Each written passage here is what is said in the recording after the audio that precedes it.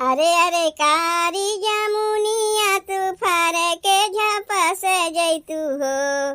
अरे अरे काली जामुनिया तू फार के झपस जैतू हो। जामुन तो हरा तुराना पियाया बते नया ना भारी देख ले थो।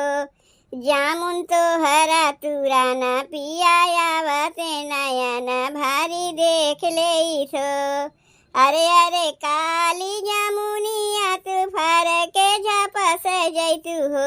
जामुन तो हरा तुराना पियाया बते नया ना भारा देख लेत हो। जामुन तो हरा तुराना पियाया बते नया ना भारा देख लेत हो।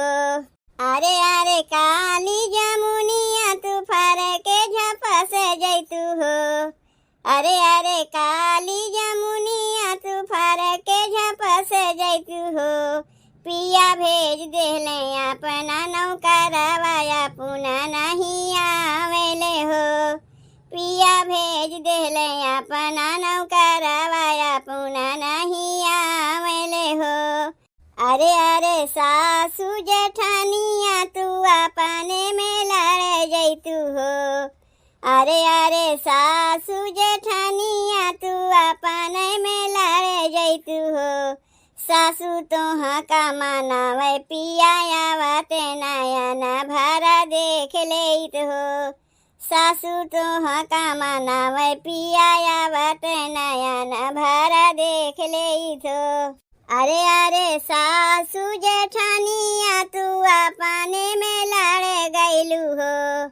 अरे अरे सासू जेठानिया तू अपने में लड़ गईलू हो।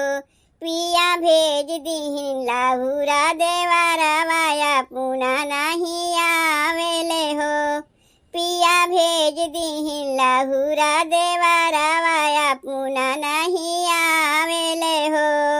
अरे अरे प्यारी ननदिया तू एक दिन गवाना जैतू हो। अरे अरे प्यारी ननदिया तू एक दिन गवाना जैतू हो। ननदो तो का देखाना पियाया बते नया ना भारा देख लेत हो। ननदो तो का देखाना पियाया बते नया ना भारा देख लेत हो। अरे अरे प्यारी ननदिया तू एक दिन गवाना गईलू हो। अरे अरे प्यारी ननदिया तू एक दिन गवाना गईलू हो। पिया भेज देले डोलिया यौ कहाँ रवाया पुना नहीं आवेले हो। पिया भेज देले डोलिया यौ कहाँ रवाया पुना नहीं आवेले हो। अरे अरे गोदी के लाला नवा तू एक दिन रोताना हो।